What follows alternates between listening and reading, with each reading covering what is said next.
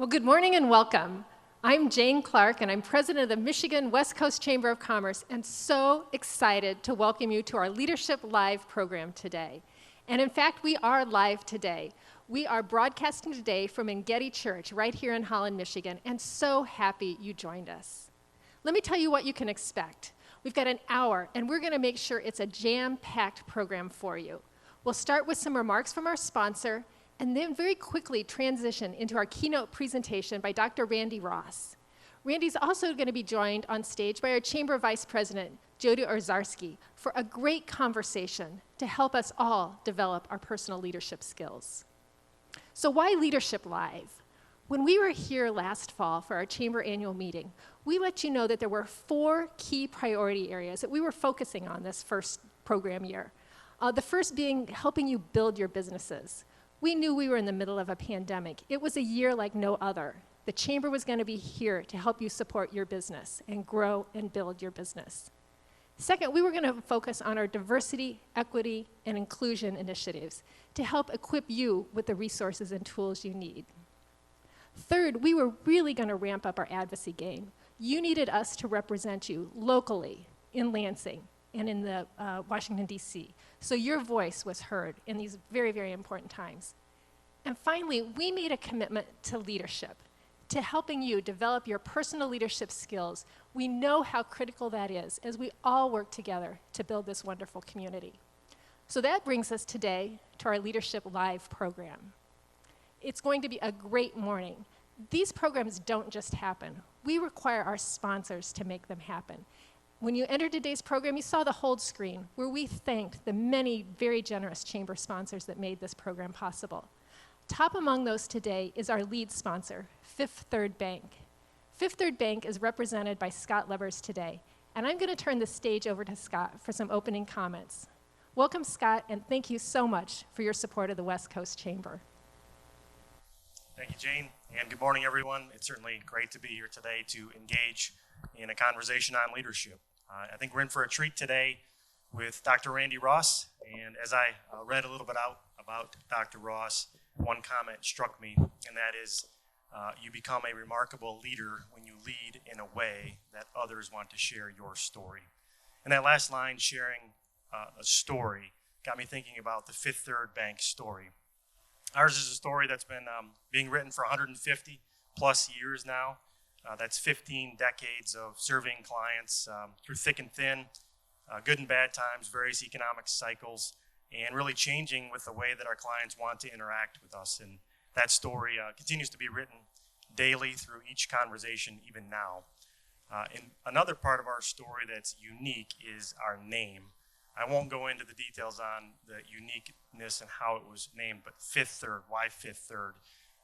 You may have missed it, but last week there was a fairly significant holiday, Fifth Third Day, 5-3, May 3, right? So 5-3. It's our excuse to step aside and thank our team for great teamwork, especially this last year, to thank our customers for their loyalty, and really to celebrate that.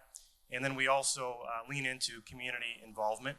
We believe that our culture is such that we've got an engaged team in the community throughout the year. That's in our DNA. But at Fifth Third Day is a good chance to do something above and beyond. So this year we did 2 unique things. Fifth Third Day Babies was one, where we partnered with 5 area hospitals and donated $1,053 for every baby born into a 529 plan. And there were 31 babies born last week on May 3, so roughly $32,000, a fun thing to do. And then the other item was our continued fight against hunger for food insecure individuals. We're striving as a bank to provide 1 million meals for the month of May to various organizations. Locally here, we've donated about $60,000 to places like Kids Food Basket and the Community Action House, and they are doing great work. So that's part of our story. It's yes, we need to provide financial services. We have fun doing that. But more than that, our commitment to build a stronger community is at the forefront of our story. And that commitment, that's why we're here today. That's why we partner with the Chamber. Leadership is near and dear to our heart. We see the Chamber. We've seen them for many, many years, but this year has looked so much different. And we thank and commend the Chamber for leaning in, for providing valuable resources, tackling tough issues. We're very proud to partner with them, and specifically on the topic of leadership today. So it's certainly a privilege, and we thank you on behalf of the team at Fifth Third. Thank you for joining us today. Scott, thank you. I want to pause just a moment before we just move on away from the sponsor portion and take a minute to thank you and your team at Fifth Third. For several years now, Scott and his team have been extraordinarily supportive of our West Coast Leadership Program, which is a cause that's near and dear to my heart. A few years back, Scott and I met, and we sat down to talk about their sponsorship at the Chamber, and we wanted to review what priorities the bank had and how we could align those with what we offer at the West Coast Chamber. And very quickly, we established a scholarship that remains today that allows for minority individuals to go through our leadership program at no or very limited cost to themselves. That has made a huge impact, not just on the leadership program, but also on our community and on those individuals' lives. So thank you for that commitment that you've made to the West Coast Chamber, to developing leaders, and to the issue of equity and inclusion in our community. Certainly, it's our pleasure. Thank you. Thank you. So 18 months ago, we knew we wanted to put on a leadership event, and we started scouring the internet and looking for options. We watched videos, we read blogs, we contacted speakers bureaus, and we just couldn't find exactly what we were looking for until Colleen found a video of Dr. Randy Ross, and she came to me really excited and said, "I think we found it."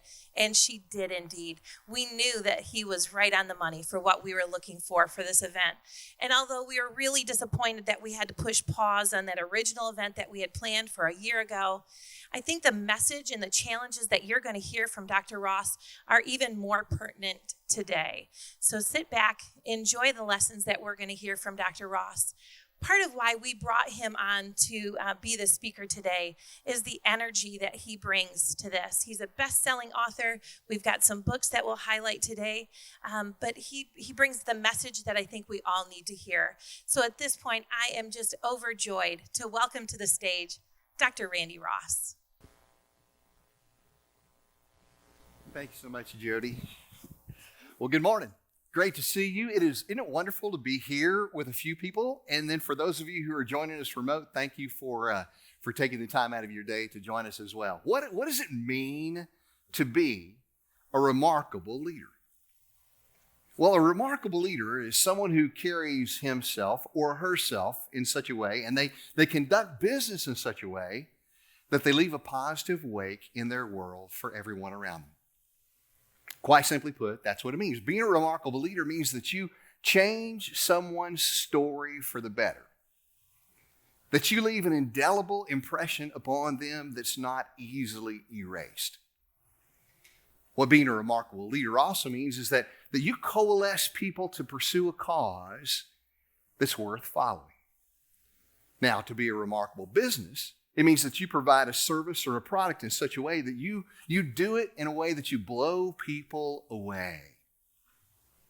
That you exceed all expectations, that you deliver world-class service to such a degree that when people leave your presence, they have this irrepressible desire to talk about you. And, Scott, to your point, when other people are talking about you, when they're telling your story, then you indeed have become remarkable because they're remarking about you. Here's a great statement that I want you to ponder. Robert Stevens, the founder of Geek Squad, said this: advertising is a tax you pay for being unremarkable. How's it settle with you? And it's true, isn't it? I mean, think about it. Well, advertising is necessary, but let's face it, it's a tax, it's an expense to try to get your message out into the market. But what's the best way to get your message out into the market? We all know it's word of mouth. And so when people are talking about you, when they're telling your story in the marketplace, when your news goes viral, good things begin to happen. But no amount of advertising can ever make up for a bad personal experience. So today, what I want to talk to you about is how do you become remarkable as a leader? How do you create environments that inspire people to bring their very best to work every day? That's what I want us to focus on. And the word that I want you to think about is axiology. Now, you probably didn't talk about axiology last night at dinner, right? As a matter of fact, axiology is a strain of philosophy that talks about value constructs and value creation. As a matter of fact, it gets all the way to the base of human motivation because it drives the way we view things, the way we make decisions, and ultimately how we perform in everyday life. And it's a pretty heady topic of conversation, but I want to talk to you about how axiology, very simply translated, can impact you and the teams around you. I want to draw some principles out of axiology, but I want to make them extremely simple because one of the things that I think all too often happens is that leaders tend to overcomplicate things. So sometimes we just like to hear ourselves talk, and so we talk really more than we should. And I think there's power in simplicity. Here's a great lesson. Watch this. This day you fought with honor. This day you vanquished those that mean to smite us. The Dark Lord forged his enemies to wreak their terror, but we persevered and slayed them forthwith. In the years to come, they will sing our victory song, as we sung for our forefathers. Sorry. Sorry, just one thing I thought I might bring up. Whatever is it, brother of the watch, fellow kinsman? Yeah, this. Honored knight of the third men. This is what I want to talk about. We are using way too many words, guys. How doth thou mean, proud warrior of the north, brave son of the arm? There. That's what we could really speed things up around here if we just cut down on the wordage. How so, brother of the cloth? Defender of the north. Well, like in battle today, when you yelled, I'm paraphrasing, but noble horde, raise thy shields, from yonder field of battle approaches, is it thy enemies' arrows? Yeah, next time, just yell duck, I reckon. You know, I mean, a lot of us died before you finished talking. So, not speak in such an elongated way for the sake of time. Exactly. Actually, and just while we're on the topic, we were just talking about this morning. The tales that we tell, the one about the ring and the short, hairy foot people, maybe that could be just one story, you know, instead of 6 3-hour unnecessarily long stories. Some merit you may have in your words, my brother. I see how my verbose retelling may elongate the... I don't think you do. No? Yeah, even this, the victory speech you're making, I don't know. I just think maybe just say we won or something. You know, you guys, yeah? Your words have resonated deep in my mind, my brother. Again, I don't think they have, because he's still doing it. We won! Yeah!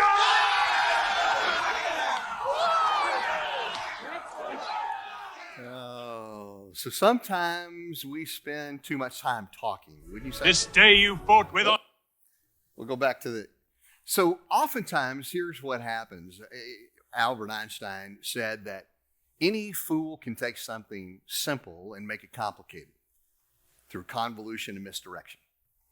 But it takes a measure of genius to take complex ideas, synthesize them, and articulate them simply.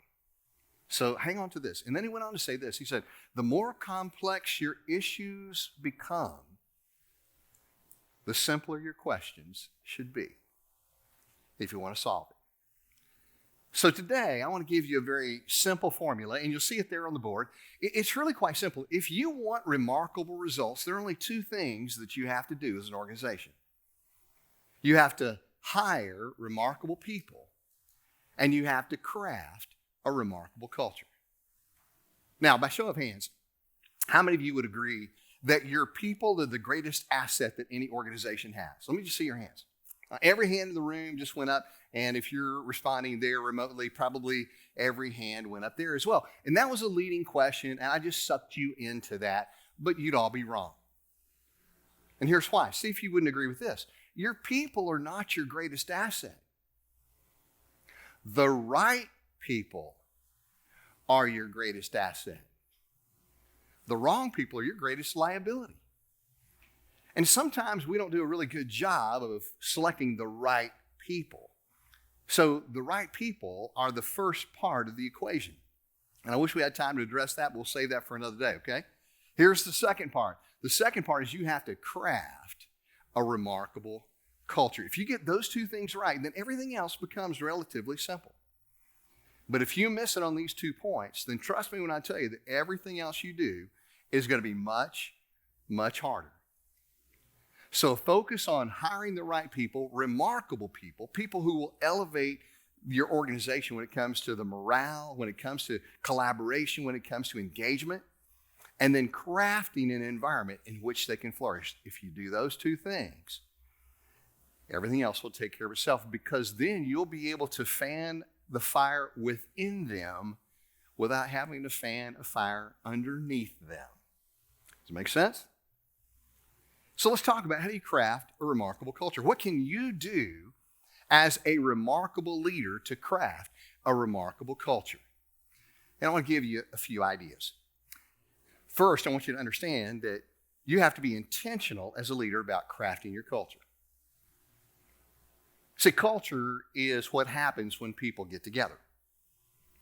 Wherever people gather, you're going to have a culture. We've created a culture in here this morning. You have a culture in every branch of your organization. You have a culture across the extent of your enterprise. You have a culture in the gym where you go work out, in the church that you attend, in the philanthropic organization, in the chamber. There's a culture. Everywhere you give your time and energy and you gather together with other people, there's going to be a culture. Think about this. There's even a culture in your home. Have you thought about that? The question is that culture going to be by design, meaning that you're giving it intentionality, reflection, and thought, you're trying to always make it better, or is it going to be a culture by default? You don't give it much time, you don't give it much thought, you don't give it much attention, and one day you just wake up and it just is. Design or default? Which way will it be? And culture really is nothing more than the collective expression of the values, the beliefs, and the behavior that individuals bring to any experience.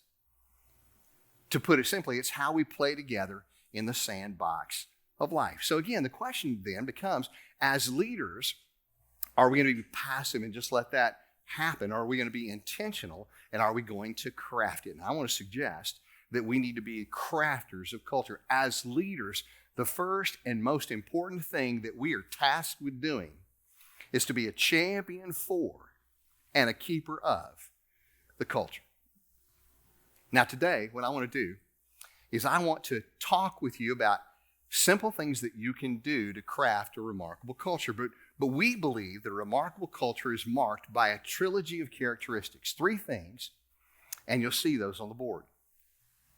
A remarkable culture is a place where people believe the best in one another. They want the best for one another, and they expect the best from one another. Believing the best in one another speaks to trust. Without trust, no relationship is ever going to flourish. Agreed? I mean, you can't work side by side with someone that you don't trust. You can't be married to someone that you don't trust. Trust is foundational for every human relationship.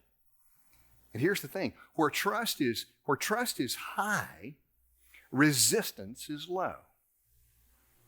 And change and progress can come quickly. But where trust is low, resistance is high. And change and progress comes very, very slowly, because you've got people who second guess, they question, they challenge, they aren't sure, they don't want to follow. Because they're hesitant to throw their full weight behind any endeavor, because they're not quite sure about the motivation of leadership. So the first piece is that we have to believe the best in one another. So anytime as a leader that you're beginning to sense unusual pushback, unusual friction, you need to call a timeout and explore, where have we lost trust? And make sure that you get that first element right. The second piece, we want the best for one another, speaks to connection and compassion. What kind of a community have we created? Do people have this undying sense that we have their best interest at heart? The team members have one another's back, that they're encouraging one another and lifting each other up. Do we want the best for each other in every realm of life? Which leads then to the third piece, that we expect the best from one another, which is accountability. Trust, connection, and accountability. But if we try to have accountability before connection and trust is established, then what we're going to do is we're going to incite rebellion. Same thing holds true for our kids at home, doesn't it? Do what I tell you to do. If they don't believe it's in their best interest and they're being forced to do something against their will and they don't have that connection with us emotionally, it becomes problematic. The same thing happens in the work environment as well. Believing the best in one another, wanting the best for one another, and expecting the best from one another. Use that as the litmus test to mark and grade the culture of whatever endeavor you're a part of. Now, I'm going to give you 3 questions today that I want you to ask on a regular basis, because if you ask these questions regularly, and if you answer them in the affirmative, you'll be well on your way to crafting a remarkable culture. Okay? Here's the big idea. People grow into the conversations that you create around them. Think about it. People grow into the conversations that you create around them. And what's the best way to start a conversation? Well, it's by asking questions. For leaders, oftentimes we find ourselves giving more answers than we ask questions. But I think the lost art of leadership is found in asking good questions. If we ask good questions, it precipitates a dialogue that then we can use to leverage growth experiences. And so I'm going to give you 3 questions to start conversations that will help you craft your culture. And the first question is simply this: do you create more value than you take? In any endeavor, do you create more value than you take? You see, in life, there are 2 kinds of people. There are value creators and there are value extractors. Let me describe those for you. A value creator is someone who comes to the table in any endeavor to bring as much value to play as they possibly can for other people. A value extractor, on the other hand, is someone who comes to the table and says, I'm going to get as much for myself as I possibly can, with blatant disregard as to how it's going to impact those around them. Value creation is based upon this idea of abundance, that there's enough to go around, and together, if we combine our resources, we can create even more. Value extraction, on the other hand, is driven by a scarcity mentality. It says there's not enough to go around, so I've got to get as much as I possibly can for myself in order to survive.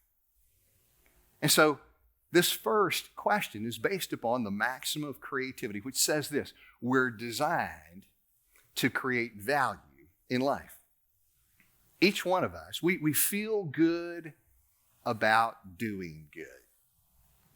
I mean, don't we? I mean, that's why I still get a little bit weepy with Kleenex commercials, because good things are happening. Yeah, there's just this heartfelt tug when good things happen, random acts of kindness, when you see those or you have the opportunity to participate in those, it makes us feel good. But here's the challenge with us: it goes against the grain. Now, if I said in life there are 2 kinds of people, givers and takers, how many of you are takers? None of you would raise your hand. You know better. You wouldn't do that. We all want to think of ourselves as givers, right? But the problem is we're all more takers than we like to express. You know how I know that? Because I know human nature. Or let me get more specific. I know me. And say, I know that as human beings, we're all broken. We all have a tendency to be selfish if we're not careful and we're not watching our approach to life. You know how I know that? Because I have kids. How many of you have kids? And if you don't have kids, how many of you once were a kid? All right, so that covers almost everybody in the audience, right? Okay? What do you know to be true about kids? They're myopic. They're selfish. So when my kids came into the world, when they finally were able to talk, they had this uncanny ability to express their rights of possession in a single word. Mine. You know that. You've heard it. Mine. Share some with your brother. No, it's mine. Give some to your friend. No, it's mine, Dad. How many of you have seen Finding Nemo? Little animated movie. Remember when the seagulls swoop in? Mine, mine, mine, mine, mine. That's what my dinner table used to sound like. You know, it's mine, mine, mine. But that's a child's mentality because a child thinks that the world revolves around them, that everybody's there to cater to their needs. But if I'm a good parent, what I have to do is I have to grow them out of that myopic me mentality. I have to express to them that, hey, God didn't just place you on this planet to consume its resources for your own good and leave it in worse shape than when you got here. In reality, God placed you here in order for you to create value for others and make this a more vibrant place to live because of your contribution and the difference that you make in other people's lives. Now, if I'm a good parent, that's what I try to do before I release them from the house, before I kick them out of the nest. But here's what I also know to be true, because I floated in commercial circles, that there are a lot of babies who are entering the marketplace. There are a lot of babies who are entering the workforce. And there are also a lot of babies who lead the workforce. You know why?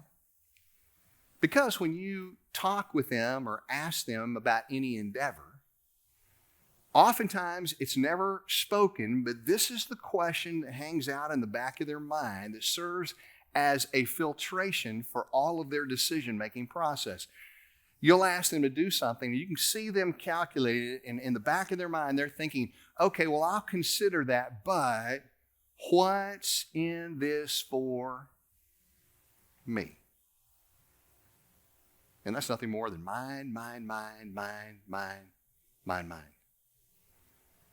So the question is, how do we break people out of a me mentality, and how do we create a we mentality? How do we build teams that are marked by a remarkable culture?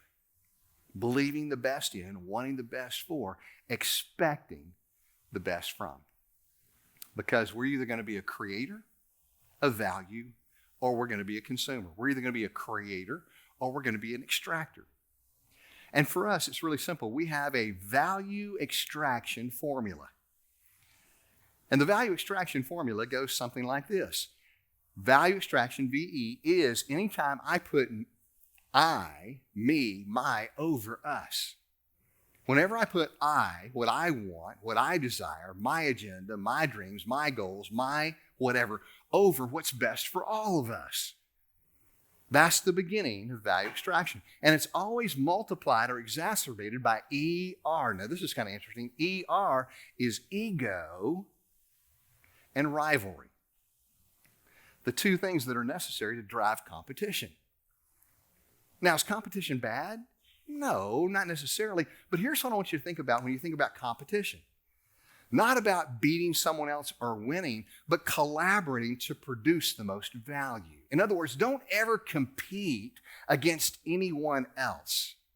No matter what industry, vertical, product offering you've got, don't ever compete against other people, other companies. What I want you to do is to compete for the client. Because if you're focused on competing against, you're going to miss collaborative opportunities to bring more value to the table for the client. Make sure that your focus is right. Only compete against yourself to bring the very best self that you can to the table. But competition oftentimes looks and sounds like this. You always know that there's a value extractor in the room when as they begin to talk, they have to position themselves as being, maybe stronger than you. faster than you, smarter, wealthier, prettier, than you. That's a value extractor. That's all based on pride and being one up on somebody else. But that doesn't work.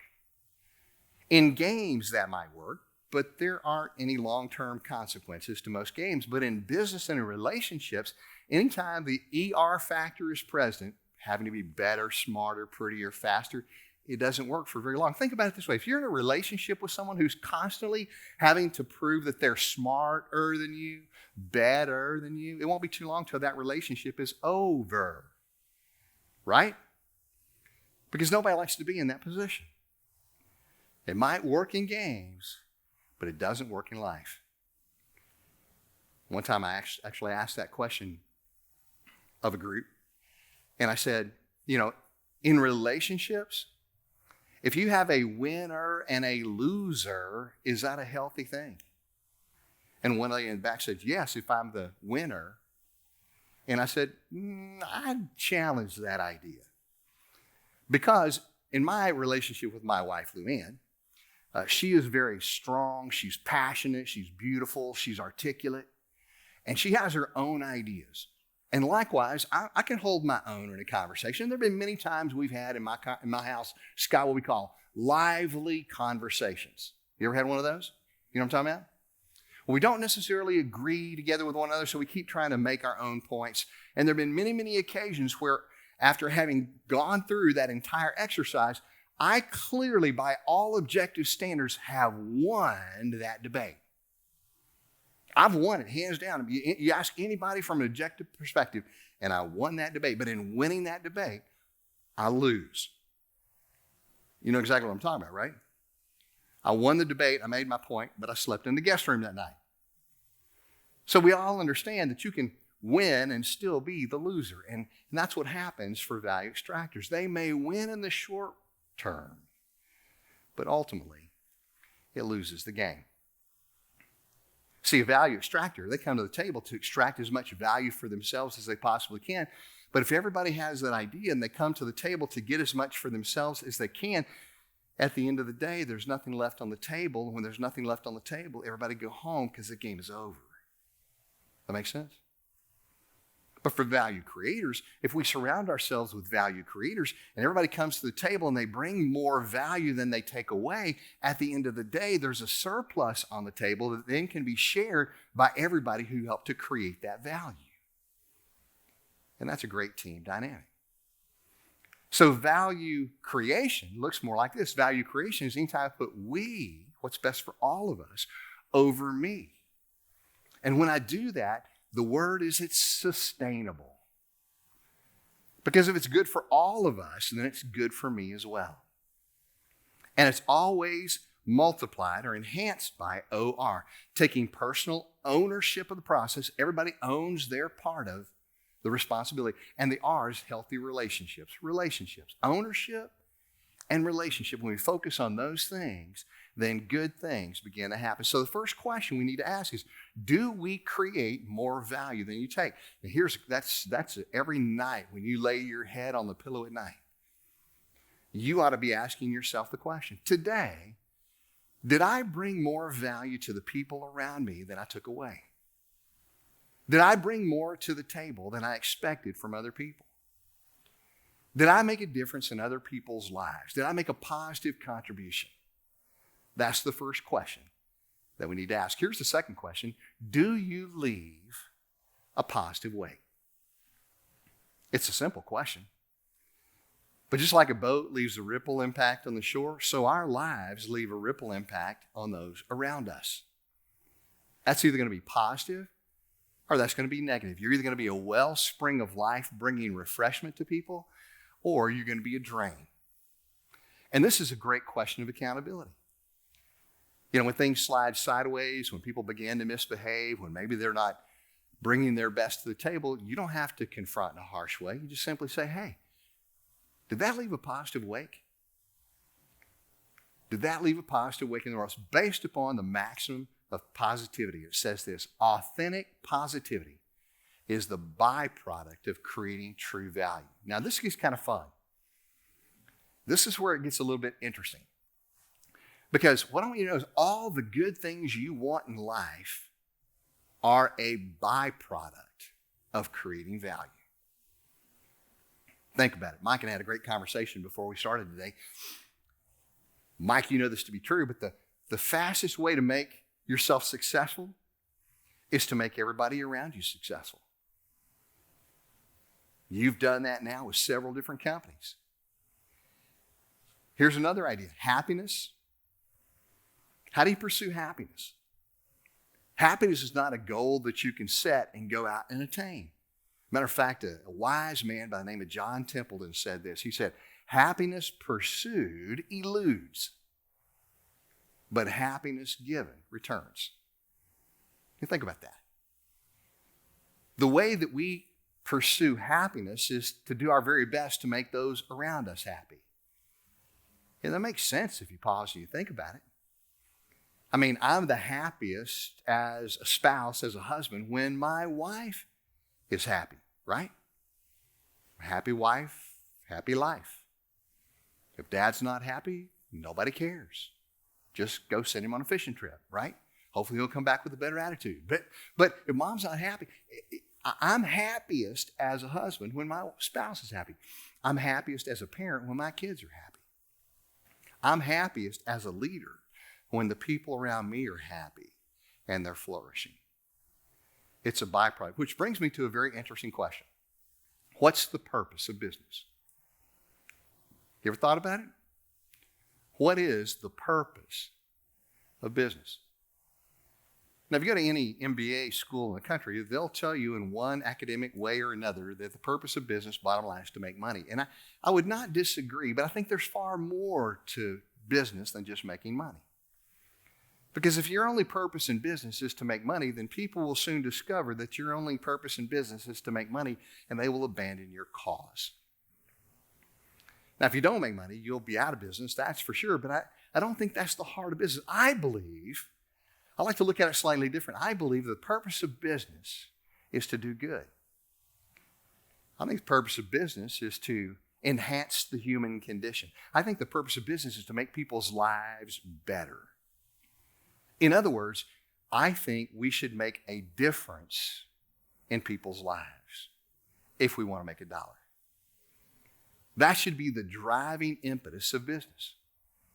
Our purpose for existence is to make a positive difference in people's lives, because here's what I know to be true, that people will gladly pay full price for those things that they deem bring true value to life. Let me say that again. People will gladly pay full price for those things that they deem will bring true value to life.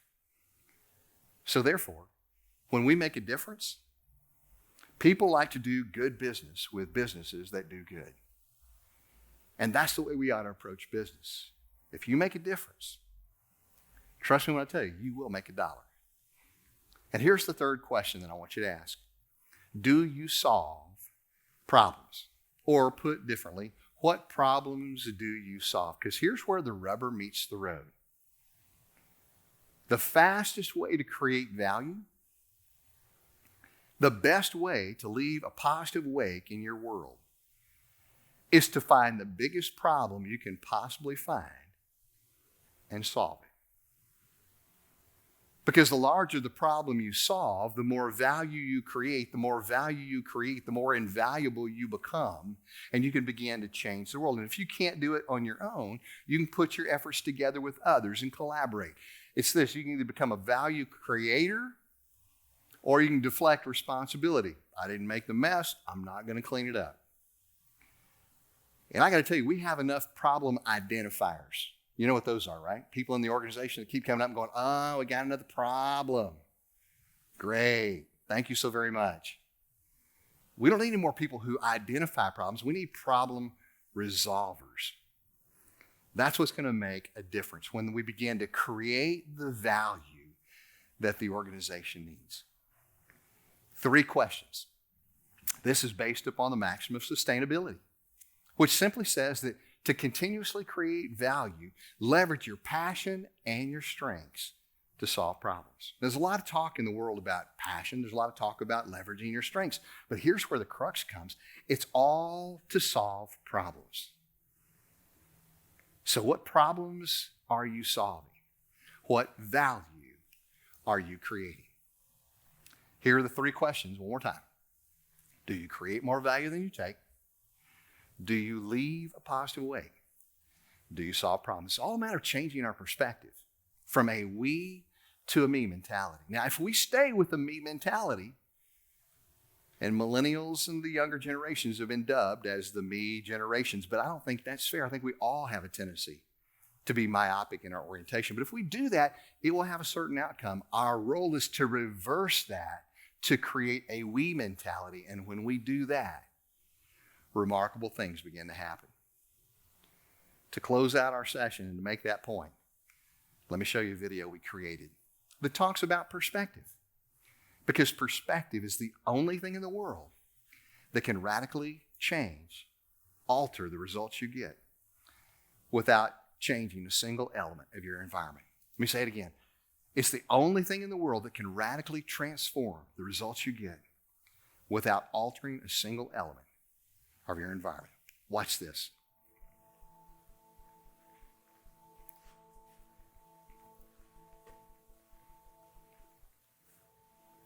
I know this may surprise you, but happiness comes from loving others is a lie. And looking out for yourself will make you happy. So in the years to come, we will tell our contemporaries they are not the most important thing in our life.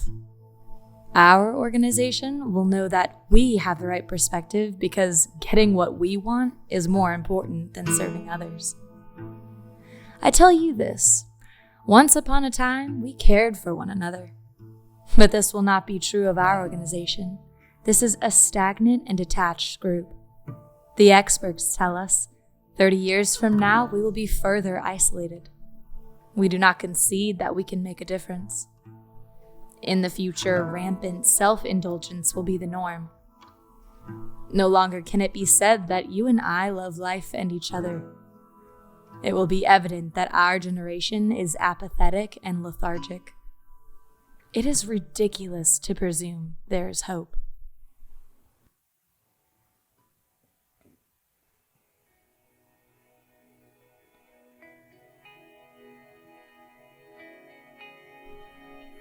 There is hope. It is ridiculous to presume our generation is apathetic and lethargic. It will be evident that you and I love life and each other. No longer can it be said that rampant self-indulgence will be the norm. In the future, we can make a difference. We do not concede that 30 years from now, we will be further isolated. The experts tell us this is a stagnant and detached group, but this will not be true of our organization. We cared for one another once upon a time. I tell you this, serving others is more important than getting what we want. We have the right perspective because our organization will know that they are not the most important thing in our life. So in the years to come, we will tell our contemporaries, looking out for yourself will make you happy is a lie. And happiness comes from loving others.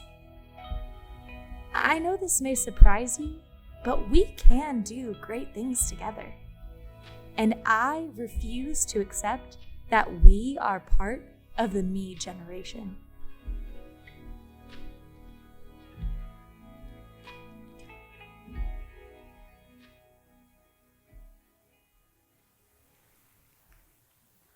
Changing our mindset from me to we. I want to invite you to join me in being a part of the remarkable movement. There's a credo, there's a statement of faith that goes like this that I'd like for you to adopt with me. Meaning is found in discovering your gift. But purpose is in giving it away.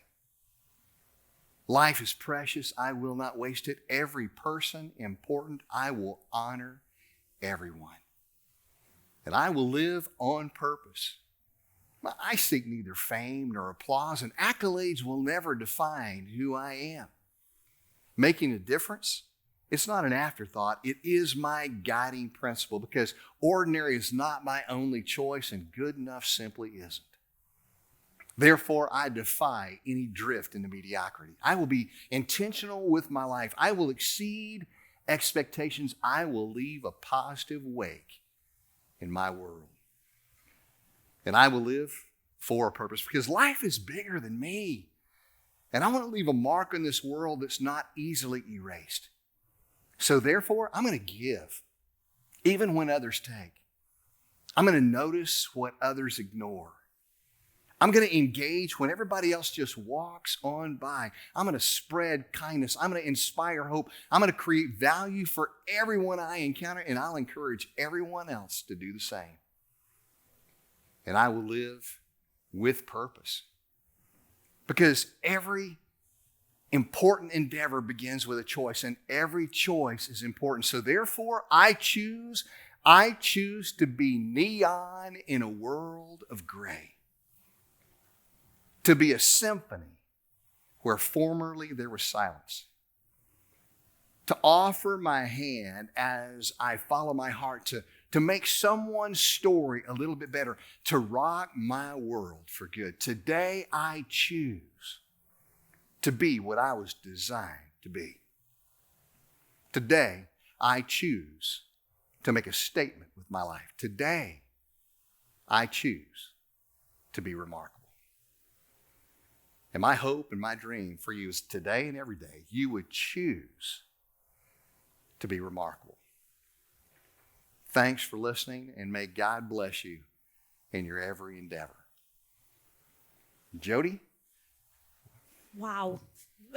All I can say is, wow, I'm so energized by the challenges that you've given us. In some ways, I can look at my own life and think, all right, I'm doing all right on this one. And others, I think, there's an area for improvement. And so I appreciate the challenges that you've brought to us today and would love to dig into a couple things just a little bit further. Sure. You know, one of the things that we hear about is people who are maybe in a more entry-level position, right? They don't have a position that comes with leadership. How do they, in an entry-level position, advance their careers and develop those attributes in themselves? That's a great question. One of the things I often tell young people is that as they're excited about entering into the workforce and as they're looking at the future, to think about creating value. What's the most value that they can create? Because I know that oftentimes, you know, the younger generation, they're anxious and they're eager to advance their career. They're looking for that next promotion, that next, assumption of responsibility. But what I like to ask them to think about is simply this, and it's a great idea, is that differentiate between your pay grade and your value grade. Everybody always focuses on the pay grade. How much do I take from the organization? What am I getting paid, right? How much value do they see that I have personally? But if we focus on our value grade, how much value do we bring to the organization? If we'll focus on that and continually try to bring more value in any endeavor, then sooner or later everybody around will recognize that and they'll go, wait a minute, we need to make sure that their pay grade chases their value grade. Don't focus on the pay grade, focus on the value grade. Keep looking for the biggest problem you can possibly find and solve it. Same thing is true for careers. Don't rely upon the organization to help you in terms of career pathing. I like to talk about career crafting. What's the biggest thing that you see out there that you could solve with your passion, with your strengths? Pursue that and do that. Ask the organization for permission to do that.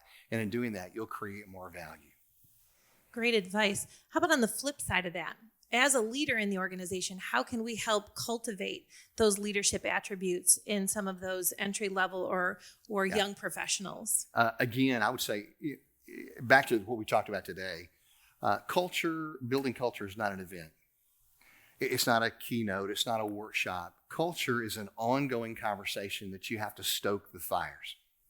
And so you got to constantly be talking about and keeping it foremost in everybody's minds. And so for leaders, I would again just challenge them to be not only champions for, but keepers of the culture. Keep this conversation alive, because our big point was people grow into the conversations that you create around them. If we have them thinking about and talking about culture, use those questions to have the conversation. It will keep driving that forward. Great advice. So this year in particular, creating that culture or maintaining culture has been particularly difficult, right? True. Especially as teams are working more remotely. Yeah. So how do you as a leader make sure that you are both maintaining a good culture, a healthy culture within your organization, as well as that relationship that you have with your team? Okay. So the biggest challenge that we've had in a remote work environment is just making sure that everybody feels connected and they feel confident in what they're doing. One of the things that I've seen that a lot of organizations are making a mistake in doing right now when it comes to remote work is that they seem to be really concentrating on accountability structures. You know, report to me what you've been doing. I can't see you. You're at home. I'm at home. You know, we're not together in the office. I can't come around the corner and check on you.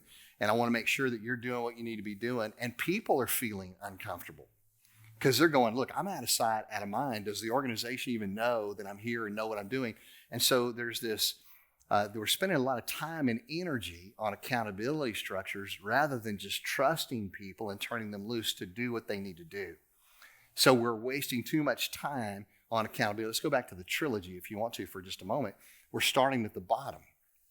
You know, we want to hold each other accountable. We want to expect the best from one another, but we can't start there. We got to start with believing the best in one another, then connecting deeply with one another. So what I would say to leaders is this, more so than any other time in our history, is the time we need to be spending an inordinate amount of time connecting with our people on a personal level outside of business. And you can't do that necessarily in person.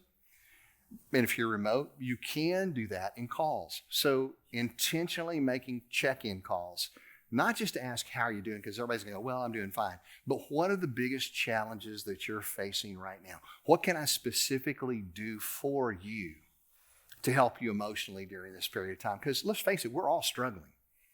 I mean, this last year, there's been this cascading event, you know, cascading negative events that have rolled over us. And I don't have to enumerate what all of those have been, but it's bombarded the soul.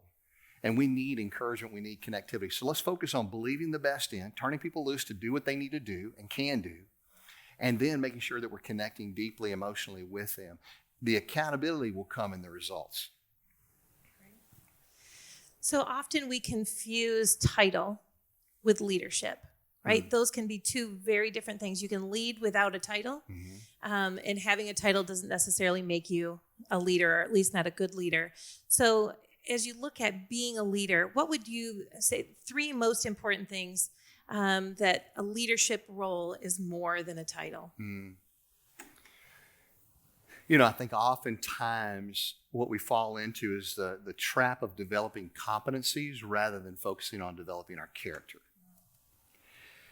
Just because we develop a competency does not necessarily mean we have the character to support it over the long haul. What I really like leaders to do is to focus more on the cultivation of virtues, both within themselves and within the organization, and then let the goals and the objectives flow from that. And the only reason I say that is because I think if leaders can focus on crafting a culture, they need to remember that there are three questions that people ask themselves before they give their fellowship. The first question they ask is, can I trust this person? Are they a person of character? Will there be consistency? Or when push comes to shove, will they throw me under the bus? Can I trust this person? And so leaders need to be seen as trustworthy, which means they need to be authentic and they need to be transparent. Authenticity is just being comfortable with yourself, no matter how freckled with failure you may be. And then transparency is being honest with other people about yourself. Transparency, being honest with others, authenticity, being honest with yourself, and being vulnerable. That's the first part. Can I trust this person? The second question they ask is, do I respect this person? Do they have the knowledge? Do they have a skill set to help advance the organization? But the third one, and the most important one, is this: does this person have my best interest at heart? And so the more that we as leaders can share and show our people that we truly have their best interest at heart. It's not just about using them to build the organization, but we're going to use the organization to build them. and then we can connect their personal passion to corporate objectives, that's when really big things begin to happen. Outstanding. So as we wrap things up here this morning, I guess I have a two-part final question for you. So, as we step out of this and we go to kind of lean into our own personal leadership journey, you've given us a ton to think about. If we're going to take some baby steps as we leave here, where should we put our focus? And then the second part to that is, do you have some resources perhaps available to us that we can use to help us along the way on that journey? Okay. Well, perhaps we'll blend the two questions together, okay? Because I think that the first thing we need to do as leaders is constantly be learners. And I would say that the best thing we can do is create open loops of continuous feedback. Continue to get feedback from those around you. How can I serve you better? What obstacles can I remove? What resources do you need? Can I be a better leader? Asking those kinds of questions and growing into that role. And some of the resources that we provided might help in that journey. For those of you here live in person, you've been given two of our books. One is Remarkable, which is leadership parable. It's a narrative, it's a storyline, but it expounds on some of the principles we've talked about this morning in terms of value creation from the field of axiology. The second book, Relationomics, takes those same ideas, but it goes a bit more granular. It's a how-to book for managers, for anybody who gives oversight to other people. So it takes it a step further and gives them practical application and wisdom to do that. But also on the screen here, you'll see, for those who are interested, if you want to go to createremarkable.com, on there you'll see various resources, and we have some online programs, Roadmap to Remarkable, the Relationomics program, and a whole coaching series around our new book, Hope Rises. And if you'll go to that, if you're interested, there's a coupon code it asks you for. If you'll put in RR50, you'll get 50% off on those resources. And make sure you click apply. Some people forget to click apply and they go, where's the discount? Put in RR50, click apply, and it comes up 50%. And that might be a good resource that folks could use to grow their teams as well. Wonderful. Well, Randy, you have given us a ton to think about today, and I appreciate the clear roadmap that you've really laid out for us as we consider our own personal leadership journey and how we can grow those leadership skills within ourselves for the benefit of ourselves and our teams. So thank you for that. It's been a pleasure, Jody. Thank you. You're welcome. I also want to take this opportunity to mention another great leadership growth opportunity. The Chamber has been working to grow leaders within our community for over 30 years now through the West Coast Leadership Program. Applications are live right now on our website for the 2021-22 class year. If you've been inspired by what you've heard today and are ready to take your leadership journey to the next level, I'd encourage you to consider applying. You can find more information on our website at westcoastchamber.org, and the deadline to apply is May 28th, so 2 weeks from today. And with that, I'll turn it back to Jane. Well, thank you very much. Thank you, Jody. Thank you, Randy. Thank you for those remarkable comments that help all of us on our own personal leadership journey. For our audience members, it was great to have you with us today. Enjoy this beautiful Pure Michigan day. Have a great weekend, and I hope we can see you in person soon. Bye-bye.